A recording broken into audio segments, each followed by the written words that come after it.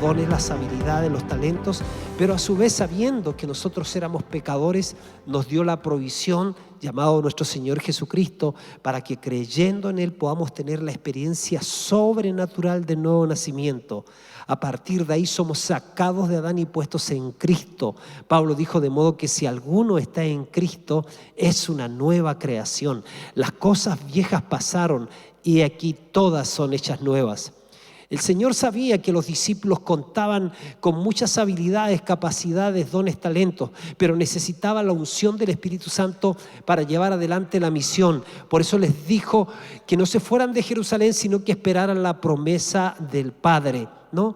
¿Y cuál era la misión? Ellos iban a ser revestidos del poder de lo alto y le iban a ser testigos. Iban a ser testigos, dice, en Jerusalén, en Judea, en Samaria, hasta lo último de la tierra. Pero ¿para qué iban a ser testigos? Para que el resto de las personas que han sido consideradas por Dios para esta salvación vinieran a los pies de Cristo. Hoy día entonces quiero hablarte de eso. Quiero hablarte de esa gran multitud que vio Juan. Y esa gran multitud de la cual nadie podía contar. Por eso que el Señor definitivamente todavía está a punto de mostrar algo inmensamente glorioso para nosotros en este tiempo. Tenemos que estar expectantes de lo que viene para nosotros. Hoy día les voy a hablar sobre la iglesia real y la iglesia potencial. Tengo unas notas acá, el domingo 8 del 11 del 2015 hablé de este tema. Tengo la fecha y adaptado, ¿cierto? Hoy día, 19 del 9 del 2021, otra vez voy a hablar del mismo tema, pero con algunos otros ingredientes. Hay otro pasaje en las Escrituras que quiero que consideremos juntos sobre la iglesia real y la iglesia potencial. Está en el libro de los Hechos, capítulo 18, del 9 al 11. Ahí va a aparecer en la pantalla el texto. Dice así el libro de los Hechos, capítulo 18, verso 9 al 11. Si lo tienes, lo puedes poner. Dice entonces: el Señor dijo a Pablo en visión de noche. Mira, la modalidad para hablar el Señor a Pablo en una visión de noche. No temas, le dice, sino habla y no calles, porque yo estoy contigo. Y dice: y ninguno pondrá sobre ti la mano para hacerte mal, porque yo tengo mucho pueblo en esta ciudad. Y dice: y se detuvo allí 1 año y 6 meses enseñándoles la palabra de Dios. Hace días atrás tuve una experiencia que yo considero especial, en donde el Señor me permitió comprender algo que es necesario ver para tener esperanza y para caminar animados. Es inevitable a veces cuando uno empieza a mirar las noticias, ¿cierto? Ver todo lo que está sucediendo en el mundo, las personas que murieron y incluso algunos todavía siguen muriendo por el tema del COVID, el tema de la agenda globalista, y todo eso tiende uno a desesperanzarse. Por lo menos en mi caso, en algún momento me sentí así: Señor, ¿habrá alguna salida en todo esto? Y mientras estaba pensando en un pasaje que dice así, por ejemplo, Romanos 8:19 dice: porque el anhelo ardiente de la creación, dice, es aguardar la manifestación de los hijos de Dios. Escúchenme. Dice que la creación está esperando la manifestación de los hijos de Dios, de los maduros de Dios. Dice que la creación misma va a ser libertada de la esclavitud, liberada de la esclavitud de corrupción, a la libertad gloriosa de los hijos de Dios. Ponga atención a esto. O sea, la creación está esperando algo que va a suceder con la iglesia del Señor en algún momento. La iglesia se va a manifestar en poder, la iglesia se va a manifestar en gracia, y gracias a Dios que ya en muchos lugares Dios lo está haciendo y la iglesia se está manifestando. Pero yo dije: Señor, pero necesitamos que se manifieste más para que la agenda del reino de Dios avance. Necesitamos que se manifieste más, necesitamos tu obrar. Y aquí me vino el entendimiento de que nosotros me acordé de lo que me había dicho una vez el profeta Johnny Ello. Me dijo: Guillermo, nosotros todavía no hemos visto nada de lo que el reino de Dios va a manifestar en esta tierra para nosotros.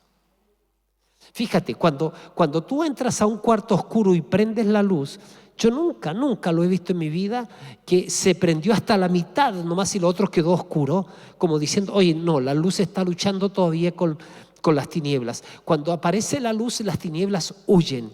Y sabe, Dios no ha parado de obrar. Dios sigue avanzando, pero nosotros necesitamos conectarnos con Dios, sincronizarnos en fe con Dios y también disponernos para poder servir a Dios en sus labores. Hay una manifestación que viene de los hijos de Dios.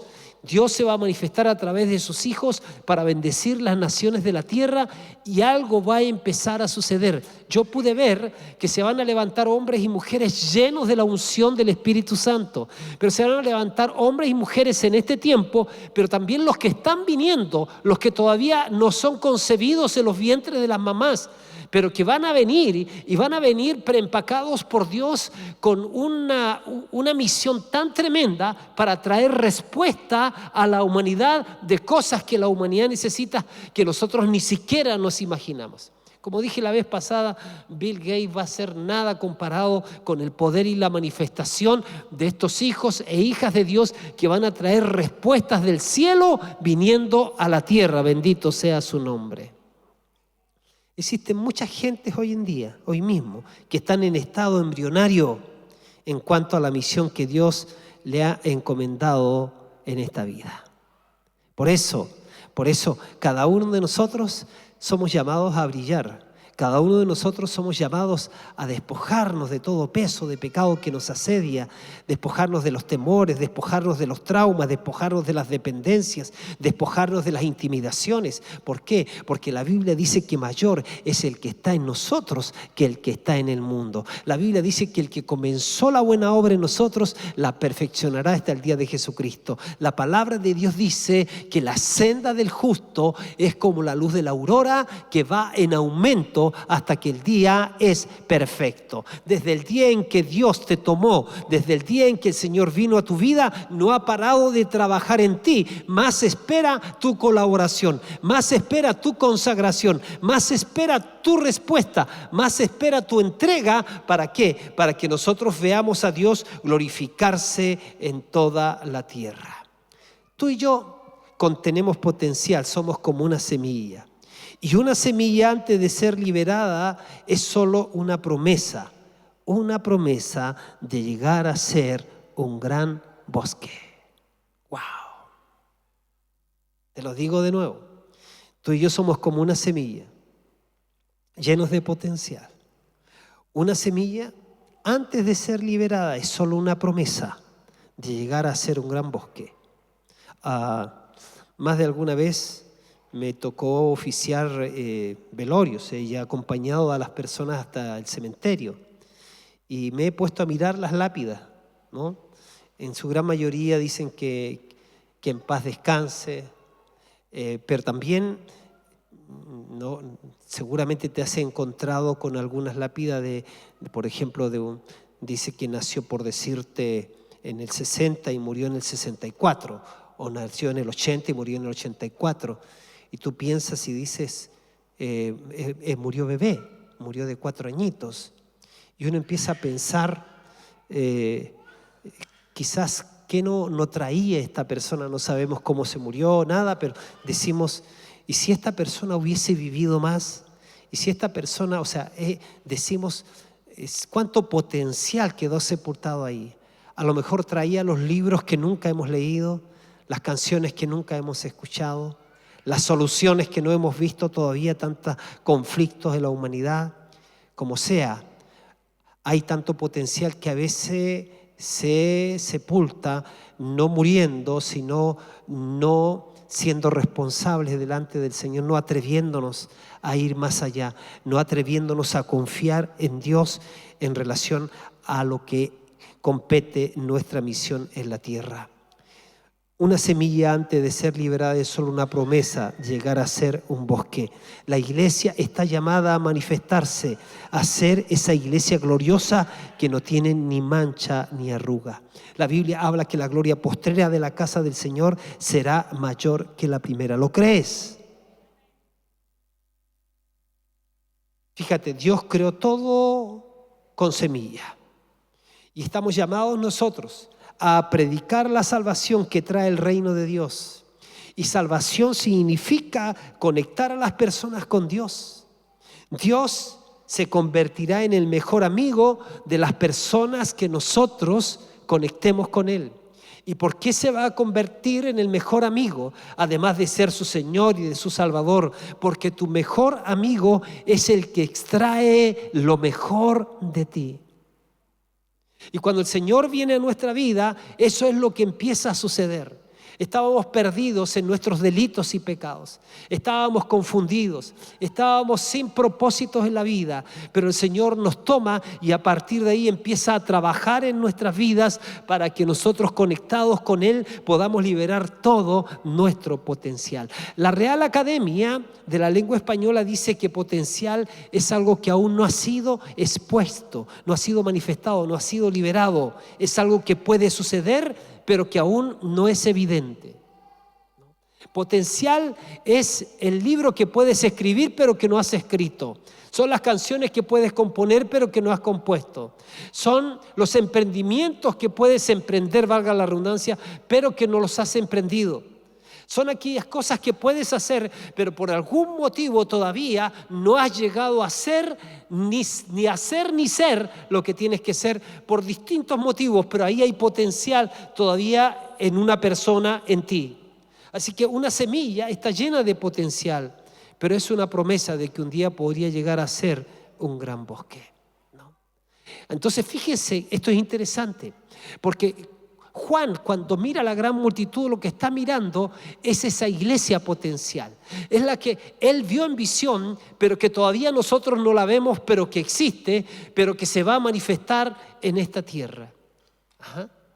Entonces, la iglesia potencial la componen aquellos que todavía no han venido a los pies de Cristo. Pero ¿cuál es la iglesia real? La iglesia real, pues estoy hablando de la iglesia potencial y la iglesia real. La iglesia real es la que ya existe, es el cuerpo de Cristo formado por aquellos que han nacido de nuevo, han sido bautizados, llenos con el Espíritu Santo. Esta iglesia la conforman todos los que han sido llamados por Dios por pura gracia, los que aman a Dios y le sirven. Esa es la iglesia real. Así que en esta vida hay dos tipos de iglesia. Está la iglesia real, que somos nosotros, y está la iglesia potencial, que está a punto de aparecerse. Pero ponga atención en esto. ¿Qué es la iglesia potencial? La iglesia potencial es aquella que aún no es evidente, no existe, pero llegará a ser o puede llegar a ser. Abarca a aquellos que aún no se han convertido a Cristo, pero que se van a convertir. ¡Wow! Piensa. Piensa en todos los que Dios tiene considerado. ¿Cuántos tendrá considerado? Juan vio una gran multitud, la cual nadie podía contar. En la medida que vaya transcurriendo la historia, lo que está diciéndonos la Biblia es que la iglesia potencial va a llegar a convertirse en esa iglesia real. Y ese traspaso de ser iglesia potencial a iglesia real será efectivo en la medida en que nosotros, la iglesia real, comprendamos lo trascendental de nuestra misión en el mundo y nos consagremos con determinación a cumplir con la gran comisión. La gran comisión es un mandato que el Señor nos ha dado a todos. La gran comisión es un privilegio que Dios nos ha dado a todos. Por causa de que otros cumplieron la gran comisión, tú y yo hoy día estamos en la senda de ser hechos hijos de Dios. Pero por medio de que nosotros nos atrevamos a ponernos en las manos de Dios para cumplir con la gran comisión, la iglesia potencial se va a convertir en la iglesia real. ¿Sabe? Hay una gran labor que hacer. El Señor Jesucristo dijo: vayan y discipulen a todas las naciones. Muchas veces nosotros entonces tenemos una tensión de fe, porque por la fe dice que los antiguos alcanzaron promesas. Por la fe taparon boca de leones, apagaron fuegos impetuosos. Por la fe recibieron fuerzas en debilidad. Y Dios ha puesto fe en nosotros para que podamos creer junto a Dios, en que podamos ir en el nombre del Señor para predicar a las personas a fin de que ellas vengan al conocimiento de la verdad. Porque Dios no quiere que ningún hombre se pierda, sino que todos se salven. Hay algunos pasajes que nos van a ayudar a comprender lo que es la iglesia potencial. Pablo escribe, por ejemplo, en Efesios 1:3, dice: bendito sea el Dios y Padre de nuestro Señor Jesucristo, que nos bendijo con toda bendición espiritual en los lugares celestiales en Cristo, según nos escogió en Él antes de la fundación del mundo. Ponga atención. Dice que nos escogió antes de la fundación del mundo, para que fuésemos santos y sin manchas delante de Él, en amor habiéndonos predestinados para ser adoptados hijos suyos por medio de Jesucristo, según el puro afecto de su voluntad, para alabanza de la gloria de su gracia, con la cual nos hizo aceptos en el amado. Mire cómo dice el texto, que desde antes de la fundación del mundo, cuando nada existía, ni cielo ni tierra, solo Dios, Él nos escogió en su Hijo Jesucristo. Él te escogió. Si lo puedes pensar. Antes de la fundación del mundo, Dios ya veía a la iglesia, la conoció, la escogió en su Hijo, nos amó y nos dio un destino de antemano para llegar a ser sus hijos. A esa iglesia que antes de la creación no existía, podemos llamarla la iglesia potencial. La iglesia que aún no era, pero que un día llegaría a ser. Dios previó entonces la iglesia potencial. En Efesios 5:25 dice que Cristo amó a la iglesia y que se entregó a sí mismo por ella. Que la iglesia, mira, fíjate, ¿de qué iglesia está hablando si la iglesia aún no existía? Y Cristo viene y dice que amó a la iglesia, porque Jesús vio la iglesia potencial. Por el gozo puesto delante de Él menospreció el oprobio. Él fue a la cruz pensando que tú y yo vendríamos a sus pies, formaríamos parte de su familia. Efesios 5:25 dice que Cristo amó a la iglesia, se entregó a sí mismo por ella. Obviamente se está refiriendo a la iglesia potencial. Él amó a la iglesia y se sacrificó a sí mismo por ella. Hay otro pasaje que habla de esta iglesia potencial. Dice que Jesús, estando con los discípulos, ese grupo pequeño que tenía, Él le dice a Pedro: Pedro, tú eres Pedro, y sobre esta roca yo voy a edificar mi iglesia.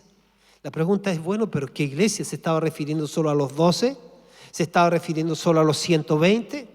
No, se estaba refiriendo a la multitud de hombres y mujeres que a través de la historia van a seguir viniendo, ya vinieron y van a seguir viniendo a sus pies. Se van a reconciliar con Dios. Es la gran multitud, la cual nadie podía contar, de toda lengua, de toda nación, que estaban delante del trono adorándole con palmas en sus manos. Eso es maravilloso. ¿Sabe? Y por eso es tan importante hoy día tener una conciencia de que para eso Dios nos ha llamado, para ser esa gente que le adoremos a Él, que aprendamos a amarlo a Él, pero que también podamos mirar que hemos sido llamados para ser colaboradores con Él, para fin de alcanzar la iglesia potencial que se convierta en la iglesia real. Otro texto que nos va a ayudar a comprender mejor lo que vengo diciendo está en Hechos 18 del 9 al 11. Es el texto que les mostré ahí en la pantalla. Mira, eso está en este contexto. Póngame atención, por favor, en esto. Pablo predicó en Corinto, en la sinagoga, dice, y tratando de persuadir a judíos como a griegos, él les predicaba a los judíos diciéndoles cada sábado que Jesús era el Mesías. Pero cuando se opusieron, lo insultaron. Entonces dice que Pablo se sacudió el polvo de su ropa y dijo: la sangre de ustedes está sobre sus propias cabezas. Yo soy inocente. De ahora en adelante iré a predicar a los gentiles. Y dice la Escritura que salió de allí y fue a casa de Ticio Justo, un gentil que adoraba a Dios. La casa de Ticio Justo, pobrecito, le pusieron Ticio Justo, pero hay que perdonar a los papás, pero era un hermano, dice que era un gentil que adoraba a Dios. Y Pablo se fue a la casa del hermano Ticio. Hermano Ticio. Yo lo voy a conocer en la eternidad, el hermano Ticio, ¿no? Y le voy a decir cómo Dios lo sanó por ese nombre.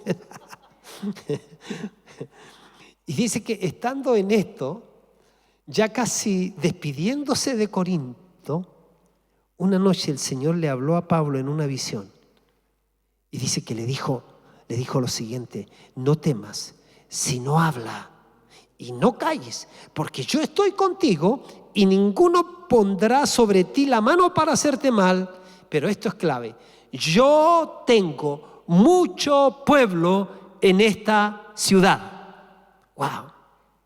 Así que cuando estás desanimado, cuando estás pensando que la obra de Dios no avanza, dice el Señor: tranquilo, no calles, porque yo estoy contigo. Ninguno pondrá sobre ti la mano para hacerte mal, porque siempre la intimidación está delante de los cristianos. El diablo trabaja intimidando a los cristianos. No temas, porque yo tengo mucho pueblo en esta ciudad.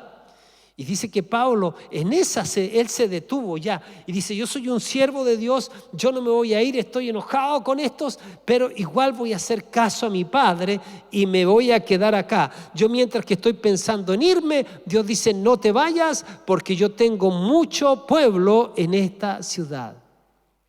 ¿Sabes? Cuando nosotros partimos, oramos por estas sillas.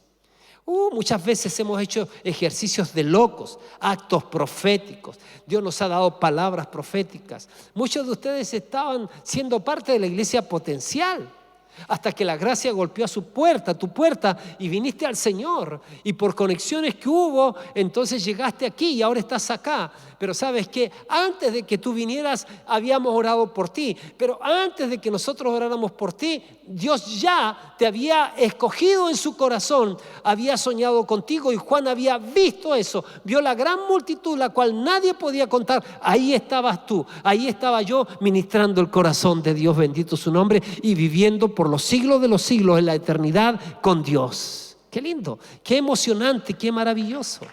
Dale el mejor aplauso al Señor. Celébralo, porque es así. Mira, la Biblia enseña que el justo por la fe vive. Así que nosotros tenemos que creer esta palabra. La Nueva Traducción Viviente dice: una noche el Señor le habló a Pablo en una visión y le dijo: no tengas miedo, habla con libertad, no te quedes callado, pues yo estoy contigo y nadie te atacará ni te hará daño, porque mucha gente de esta ciudad me pertenece. Wow. ¿Cómo lo va a hacer Dios? Él sabe.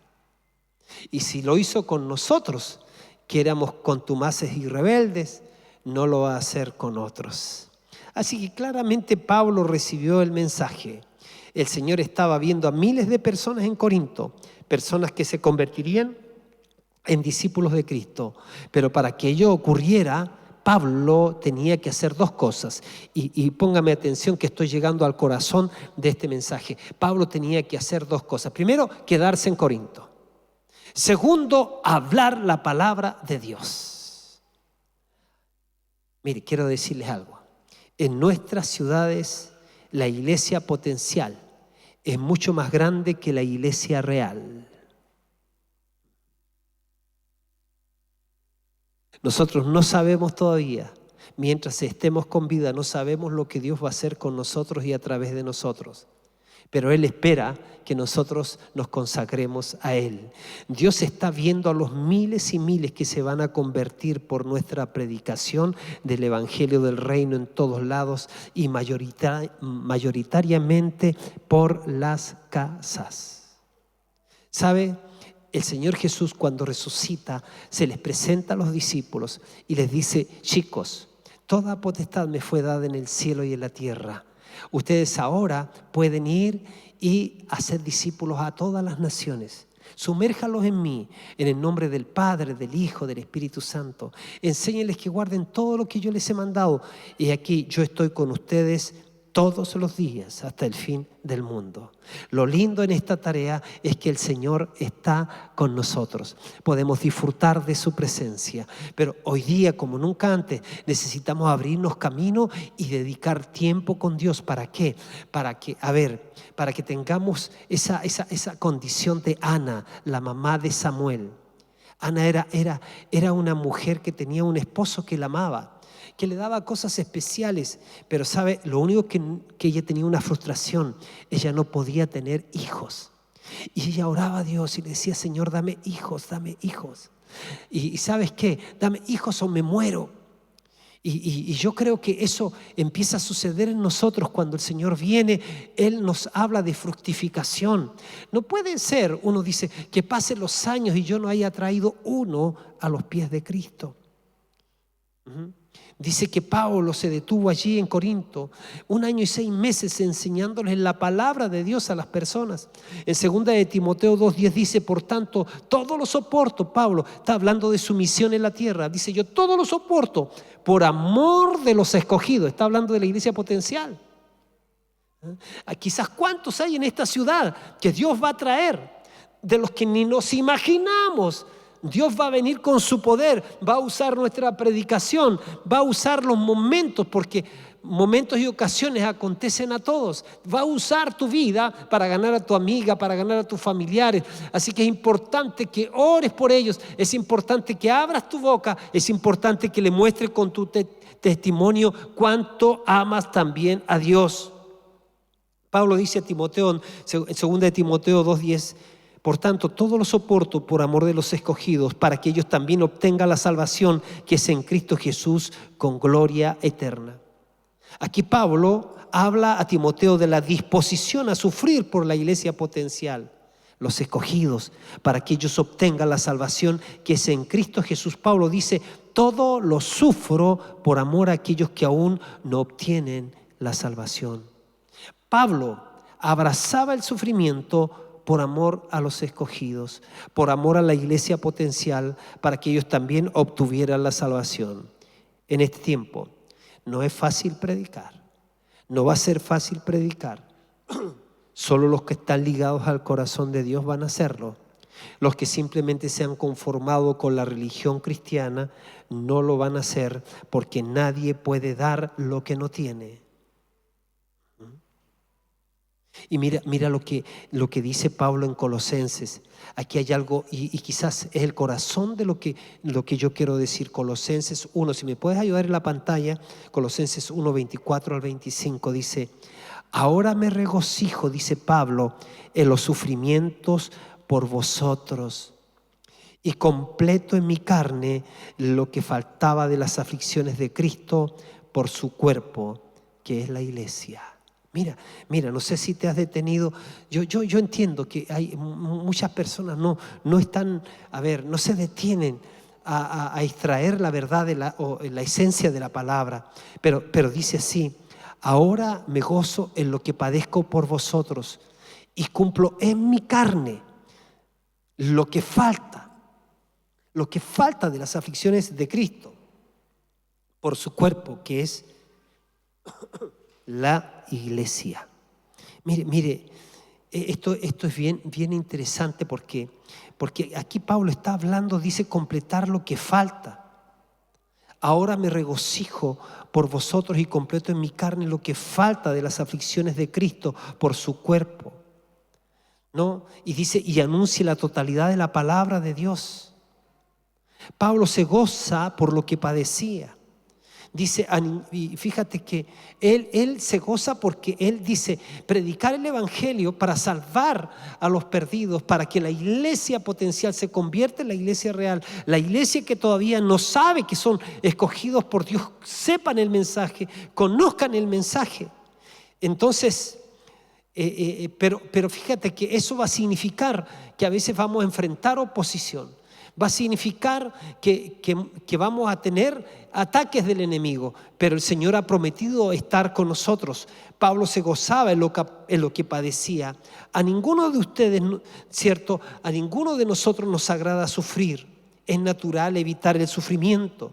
Todos procuramos no sufrir. Aún Jesús trató de evitar el sufrimiento al decir al Padre: Padre, si es tu voluntad, pasa de mí esta copa.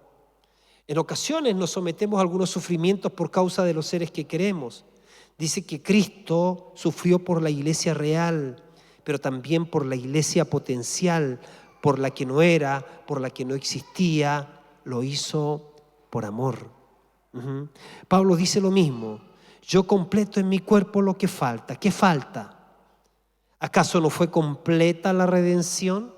¿No fue completa la obra de la cruz?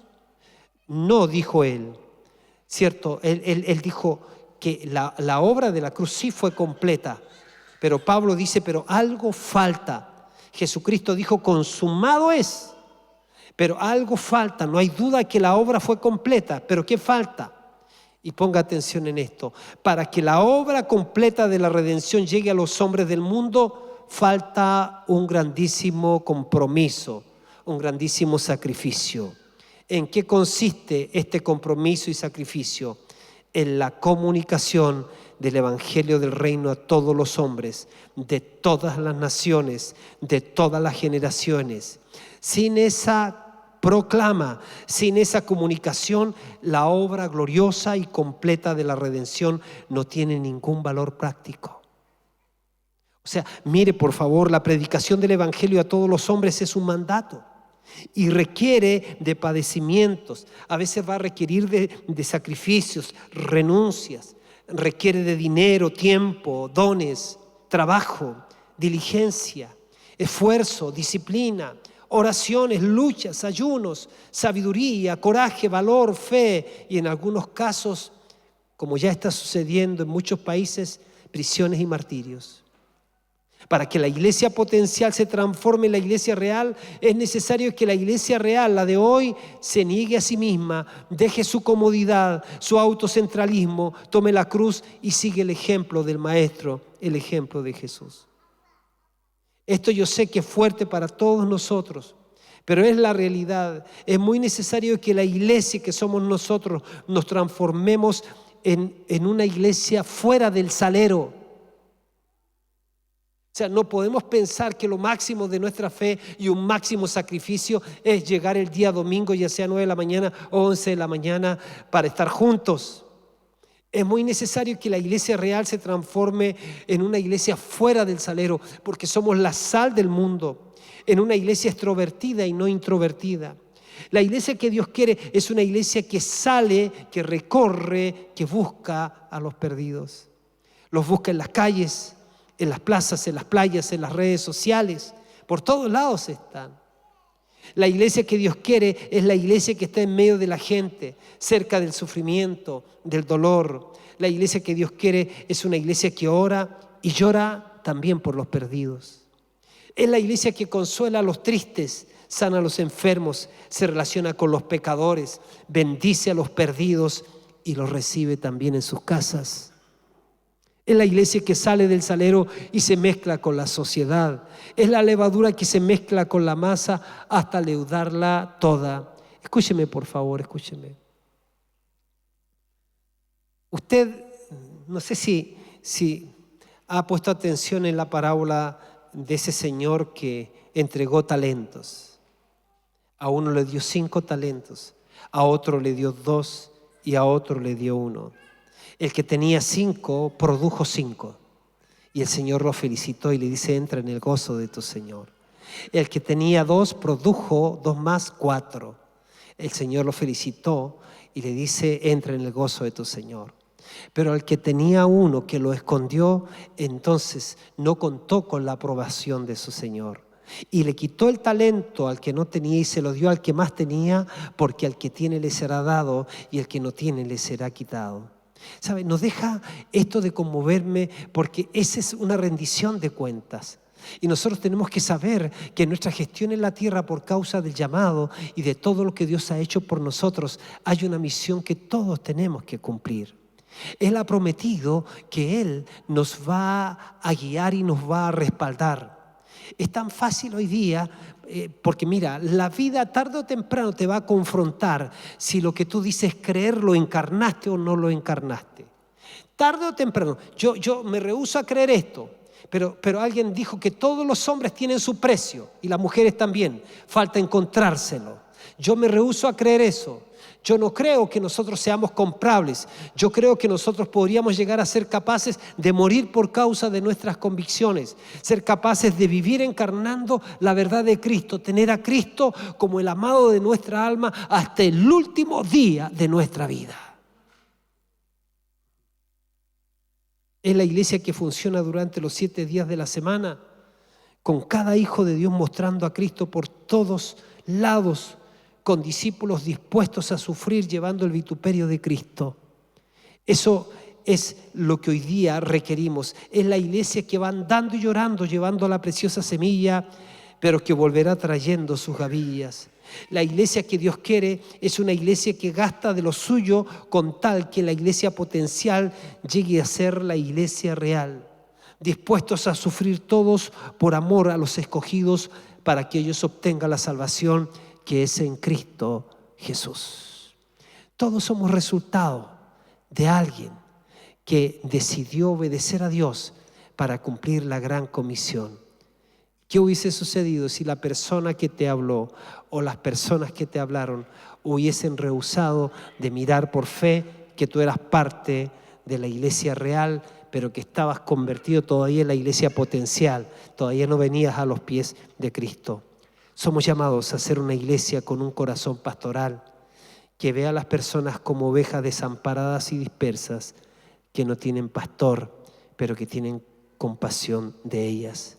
Somos una iglesia llamada a recorrer. La Biblia dice que Jesús recorría ciudades y aldeas. Esto significa buscar al perdido en oración y también yendo por todo lugar. No sé si te ha llamado la atención a ti, pero a veces vas a cualquier pueblo del interior y ¿qué encuentras? No sé si te has dado cuenta de eso, pero encuentras una iglesita pentecostal. Ellos se la tomaron en serio, no en sirio, se la tomaron en serio. Gracias a Dios que ha puesto ante nosotros el gran desafío de mirar como Él ve nuestras ciudades y nos está impulsando a tomar la iglesia potencial a partir de la iglesia real, abriendo casas por toda la ciudad. Jesús nos mandó a ser discípulos, pero nadie puede hacer discípulos si no es discípulo. Jesús nos mandó para que conectemos a las personas con la autoridad del Señor. Nadie puede ejercer autoridad si no está bajo autoridad. La pregunta es, mi querido, ¿estás sujeto al Señor con todo tu corazón? ¿Estás amando al Señor con todo tu corazón? Te tengo otra pregunta. Además del Señor Jesús, ¿quién es tu pastor aquí en la tierra? ¿Quién es pastor? Esto tú puedes decir, no, yo, el Señor de arriba. El Señor dedicó sus 3 años y medio aquí en la tierra para preparar a 12 hombres y los discipuló, caminó con ellos, durmió con ellos, comió con ellos, enseñó con ellos y luego los envió. Así como ustedes me vieron hacer a mí, así hagan, vayan y discipulen. Así que Dios puso también pastores para pastorear la vida de las ovejas, porque aunque no nos guste, somos iglesia del Señor. ¿Tienes pastor? Si no has resuelto eso, tienes que resolverlo. ¿Por qué? Porque Dios quiere hacerte crecer. Dios quiere enseñarte a fin de que te conviertas en esa iglesia real que va en pos de la iglesia potencial. De verdad, yo no sé cuánto misterio encerrará este pasaje, pero miren, dice que Juan vio esto. Juan vio lo siguiente. Después de esto, miré, y aquí una gran multitud, la cual nadie podía contar. Juan la vio. De esa multitud, me gustaría pensar yo, cuando estemos ante esa multitud que Juan vio, ¿a cuántos Dios trajo a través de mí? ¿Cuántos fueron el resultado de mi gestión para traerlos a Cristo? Eso es maravilloso. El mejor regalo que le podemos dar a las personas es hablarles del amor de Cristo. El mejor regalo que podemos darle a una persona es que encuentre la salvación en Cristo Jesús.